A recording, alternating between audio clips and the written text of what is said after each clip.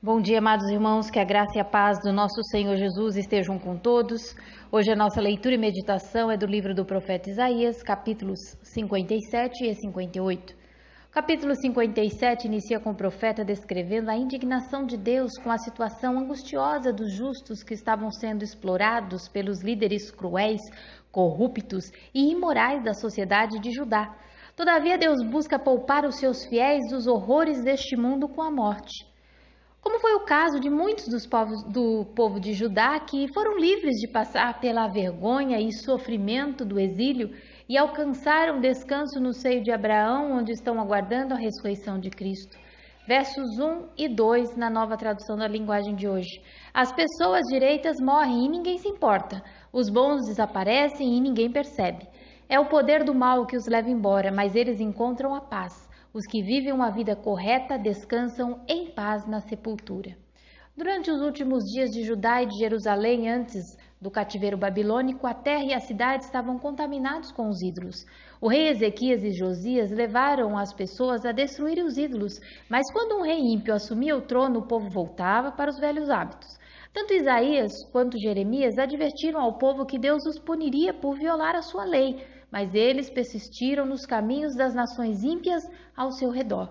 Versículo 3. O Senhor Deus diz: venham cá para serem julgados, seus filhos de uma feiticeira, raça de adúlteros e prostitutas. Para afirmar a sua forte ligação com a idolatria e o ocultismo, Deus se refere aos habitantes de Jerusalém como filhos de uma feiticeira, agoreira. Esses pecadores endurecidos ridicularizavam aqueles que tentavam fielmente submeter-se à lei de Deus. A maior parte do povo de Judá foi considerada culpada de uma ampla gama de práticas repugnantes, 6 dos quais são citados a título de exemplo dos versos 5 ao 10. Podemos enumerar da seguinte forma para facilitar o entendimento. Primeiro, eram zombadores, versículo 4. Se entregavam a bebedeiras, versículo 5, parte A. Sacrificavam crianças inocentes, verso 5, parte B. Envolviam-se em imoralidade sexual em lugares altos, versículo 7. Criavam divindades particulares dentro de suas casas, verso 8. Viajavam para santuários distantes para honrar o rei, ou seja, o deus Moloque. Suas casas deveriam ser centros de aprendizagem sobre a lei do Senhor, conforme Deuteronômio, capítulo 6, versículo 9. A lei deveria ser escrita nos umbrais da casa, mas o povo transformou em locais de adoração a ídolos e adultério.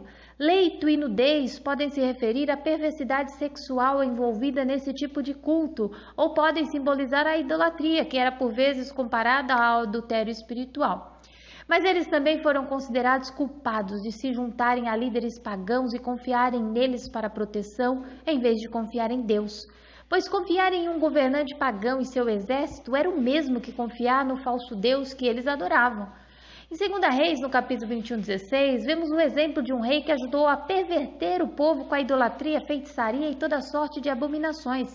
O filho do rei Ezequias, chamado Manassés, lembra-se dele? Aquele que nasceu nos 15 anos que o Senhor acrescentou na vida do rei Ezequias. 2 Reis, capítulo 21, verso 16.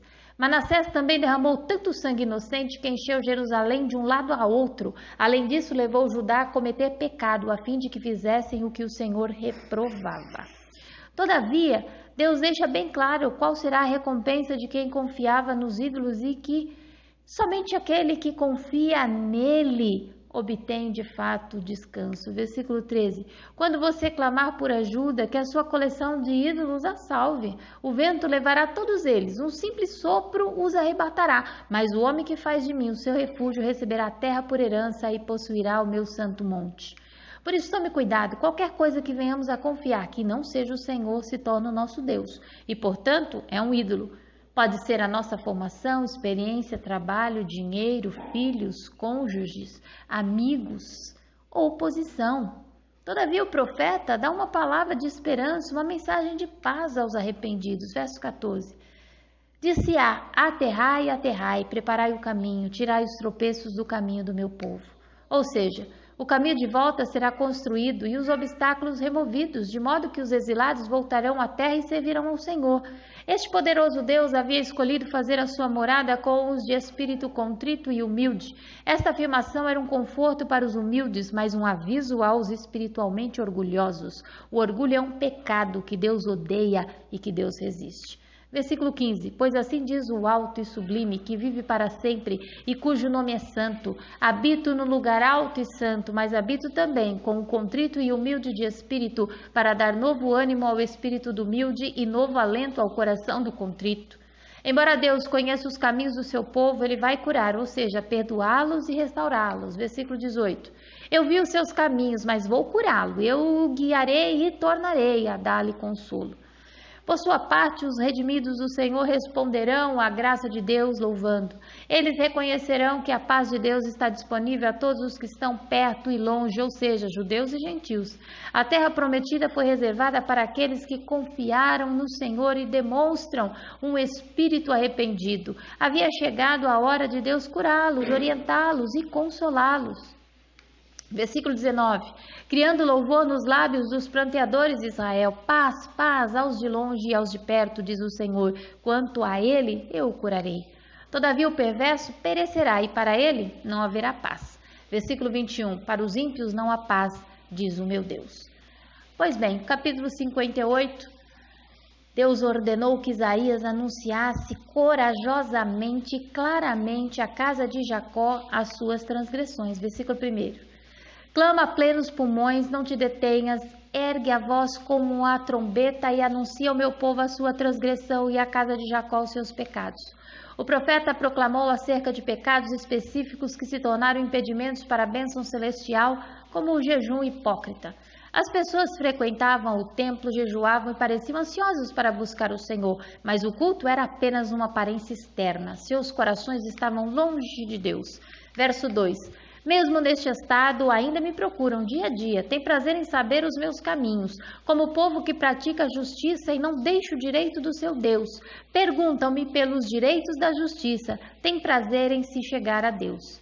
Deus conhece o nosso coração e as motivações de nossa adoração. Nossos exercícios espirituais podem impressionar os outros, mas não podem enganar a Deus. Isaías 29:13. O Senhor diz: Esse povo se aproxima de mim com a boca e me honra com os lábios, mas o seu coração está longe de mim. A adoração que me prestam só é feita de regras ensinadas por homens. Tendo exposto a hipocrisia geral da nação, Isaías concentrou em um aspecto da falsa adoração, o jejum. Verso 3, dizendo: Porque jejuamos nós e tu não atentas para isso? Porque afligimos a nossa alma e tu não levas em conta? Eis que no dia em que jejuais, cuidais dos vossos próprios interesses e exigis que se faça todo o vosso trabalho. A expressão no dia em que jejuais provavelmente refere-se ao dia da expiação, Yom Kippur, uma ocasião ordenada por Deus como um dia especial para jejuar a fim de expiar o pecado. Você pode conferir lá em Levíticos capítulo 16, do verso 29 ao 31. Além disso, o povo também poderia jejuar pessoalmente se quisessem. No entanto, embora estivessem jejuando, eles reclamaram com o profeta sobre o fato de que Deus não se importava com o que eles estavam fazendo. A explicação era simples. Isaías diz que enquanto jejuavam, eles cometiam os seguintes pecados.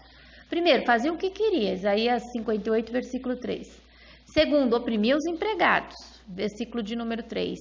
Terceiro, eles brigavam entre si, versículo 4. E faziam uma grande apresentação, um show. Mas o Senhor diz no verso 5, será que desejo que passem fome, que se curvem como um bambu, que vistam roupa feita de pano grosseiro e se deitem em cima de cinzas? É isso que vocês chamam de jejum? Acham que um dia de jejum assim me agrada? Humilhar-se é inútil se o objetivo é apenas parecer humilde. Não é suficiente vestir-se aparentando de lamentação pelo pecado, mas sem nenhuma tristeza genuína. Jesus insistiu e ensinou que para evitar a hipocrisia diante de Deus, o jejum e a abnegação deveriam ser praticados sem ostentação. Mateus capítulo 6, versículos 5 e versos 16 ao 18. E quando vocês orarem, não sejam como os hipócritas. Eles gostam de ficar orando em pé nas sinagogas e nas esquinas a fim de serem vistos pelos outros. Eu lhes asseguro que eles já receberam a sua plena recompensa. Quando jejuarem, não mostrem uma aparência triste como os hipócritas, pois eles mudam a aparência do rosto a fim de que os homens vejam que eles estão jejuando. Eu lhes digo verdadeiramente que eles já receberam a sua plena recompensa. Ao jejuar, ponha óleo sobre a cabeça e lave o rosto, para que não pareça aos outros que você está jejuando, mas apenas a seu Pai que vê no secreto, e seu Pai que vê no secreto o recompensará. Deus, através do profeta, declara o jejum que ele escolheu. Verso 6. Porventura não é este o jejum que escolhi, que soltes as ligaduras da impiedade, desfaças as ataduras da servidão, deixes livres os oprimidos e despedaces todo o jugo? O verdadeiro jejum bíblico é mais do que um exercício religioso. Jejum não é uma ferramenta de manipulação para obter algo de Deus. O jejum deve ser, antes de tudo, uma expressão de anseio do coração por uma maior intimidade com Deus, uma busca pela mortificação da carne. Jejum sem obediência é só dieta e nada mais. Deus queria que eles libertassem os que estavam escravizados ilegalmente, que alimentassem os famintos e que vestissem os pobres. Versos 6 e 7. O jejum que desejo não é este? Soltar as correntes da injustiça, desatar as cordas do jugo, pôr em liberdade os oprimidos e romper todo o jugo? Não é partilhar sua comida com o faminto, abrigar o pobre desamparado, vestir o nu que você encontrou e não recusar ajuda ao próximo? Esses atos de compaixão eram muito mais importantes aos olhos de Deus do que negar a si mesmo um sustento físico. Versículos 9 e 10. Aí sim, você clamará ao Senhor e Ele responderá. Você gritará por socorro e Ele dirá, aqui estou. Se você eliminar do seu meio o jugo opressor, o dedo acusador e a falsidade do falar, se com renúncia própria você beneficiar os famintos e satisfazer o anseio dos aflitos, então a sua luz despontará nas trevas e a sua noite será como o meio-dia. Aquele povo, assim como nós, precisamos entender que o motivo principal de jejuar é desenvolver um andar mais perto de Deus, obter uma maior comunhão. Talvez você esteja como o povo de Judá, questionando a Deus porque não tem uma resposta, mas você precisa se autoavaliar nesta manhã. Há hipocrisia em sua vida? A questão pode ser resolvida rapidamente, perguntando a si mesmo: eu sou um ator, alguém que finge viver uma vida dedicada ao Senhor, enquanto na realidade penso e vivo o contrário? Somente você pode responder a estas questões e fazer as mudanças necessárias em sua vida. Deus promete que bênçãos tremendas iriam acompanhar o povo caso obedecesse ao Senhor. Esse tipo de jejum seria abençoado por Deus a uma medida extraordinária. Pelo menos 9 bênçãos são proferidas dos versos 9 ao 12. Primeiro, gozarão da luz do Senhor. Segundo, receberão a cura de todos os males. Terceiro, terão a justiça e a proteção de Deus. Quarto, terão orações respondidas. Quinto, Deus vai orientá-los. Sexto, o Senhor os sustentará. Sétimo, serão fortalecidos. Oitavo, eles serão bem-sucedidos em tudo que fizerem. Nono, eles serão conhecidos como os reparadores de brechas e restauradores de veredas. Ele encerra esse capítulo com um porém, versículos 13 e 14. Se desviares o pé de profanar o sábado e de cuidar dos teus próprios interesses no meu santo dia, se chamares ao sábado deleitoso e santo dia do Senhor, digno de honra, e o honrares não seguindo os teus caminhos, não pretendendo fazer a tua própria vontade, nem falando palavras vãs. Os contemporâneos de Isaías haviam falhado em santificar o sábado como um dia santo e especial. Essa desconsideração insensível para o quarto mandamento foi um empecilho para a bênção divina. O que podemos aprender com isso? Que somente sendo obediente à antiga aliança, como foi o caso do povo de Judá, como a nova aliança feita em Cristo, teremos bênçãos espirituais, temporais e eternas, sabendo que tudo o que o Senhor nos ordena não pode ser realizado para o nosso próprio deleite, e sim para a glória do Senhor. Que Deus vos abençoe. E até amanhã, se o Senhor quiser, com os capítulos 59 e 60 do livro do profeta Isaías.